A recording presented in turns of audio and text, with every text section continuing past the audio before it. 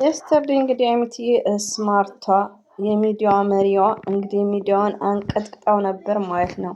ስዊት አውቀን ዝም ስንል ፋራ አደረግን። የስተርዴ በስቶሪያዋ ላይ እንግዲህ አንበሽብሻለች። የስተርዴ አይቼዋለሁ ወዲያውኑ እንትን አላልኩትም ማለት ነው። እንዳይበዛባቸው የስተርዴ ዴ በሚለው ማለት ነው። ተረጋጉ። ስልኬ ቻርጅ እስኪያደርግ ነው የሚደብረኝ። ተረጋጉ። ኦኬ ሀይሚትዬ እንረጋጋለን። እኛ አሽቃባጮች ደግሞ ደስ አለን እኮ የጥፊው ቀን ቢደገም ብለን ተመኘን። ለምን እንኳን ጥፊና ጉርሻ መደገም አለበት። ለማንኛውም ኔክስት ኦኬ ዶንት ፎርጌት ኤቭሪዲ ጋይስ ማለት ነው።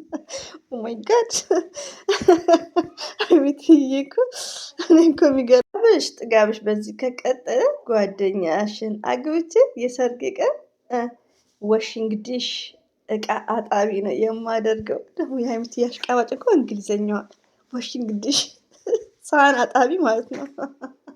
ኦ ማይ ጋድ ባይዛዊ ድምጽ ይገባበታል። እሺ ሰው ሸሽቼ 3 ሰዓት ይሄ ነው ወይ ውዶቼ፣ ማሮቼ፣ ፍቅሮቼ።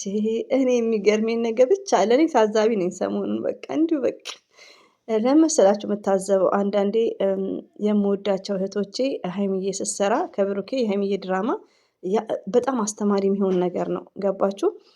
ሲቀጥል ደግሞ ብዙ ነገሮችን ስለ እርግዝና በሰራችሁ ቪዲዮ ብዙዎቻችሁ እውነት የመሰላችሁም እንደዚሁም ደግሞ እንዲህ አንድ ቤት እየኖሩ ምናምን የምትሉ አላችሁ። ዛሬ ላይ ግን ብዙ ነገሮችን ብሬናችሁ ሰፋ አድርጎ እንዲያስብ ሀይሚቲ የምታስተላልፈው ውዶች የሞርዛና ለገባሽ እህቴ ያለምንም መረጃ እንትና ላይ ሄዱና ሀቢባ ላይ እንዲህ ብሬን ወሰደ እንዲህ ተብዬ እንዲወጣው እንዲገባው ይላሉ።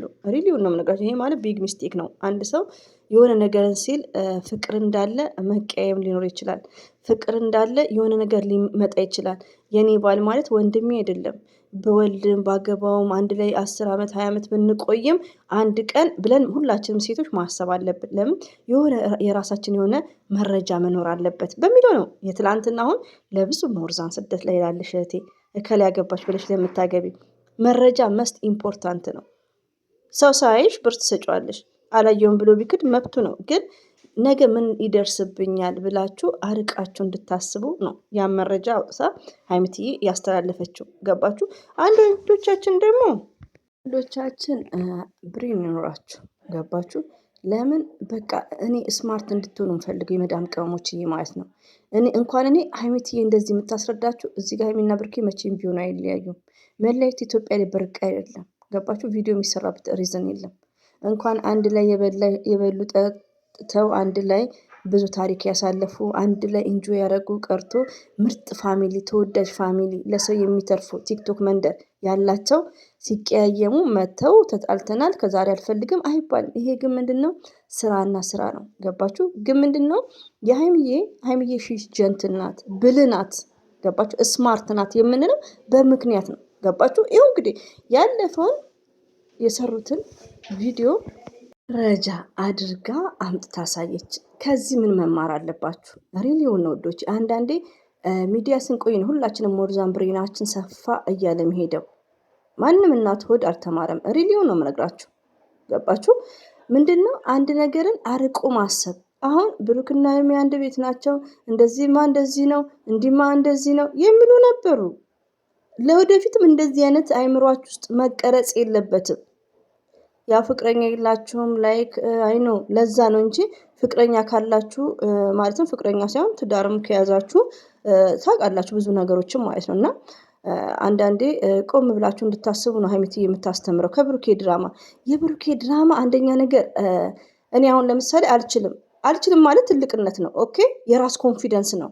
አም ሹር ኦኬ አም ሹር ዛት አይ ኩድ ዘ ወርክ። በቃ አልችልም ማለት አሁን ብሩኬ ድራማ መስራት አይችልም። ኦፍኮርስ አይችልም። ድራማው ራሱ እንዴት እንደሚያናድ ለምን ወጥ የሆነ አይደለም። ሰው የሚያናድ ነው የሱ ድራማ። አንደኛ ነገር እንደ ሀይሚዬ ቆፍጠን ብሎ መልስ እየመለሰ አይደለም ወይ አይመልስ፣ እንደ ድራማው አያስተካክለውም። ስለዚህ ሀይሚትዬ ድራማውን ብትገፋው ኢትስ ግሬት። ይለወጡ፣ ቪዋቸው ይታይ።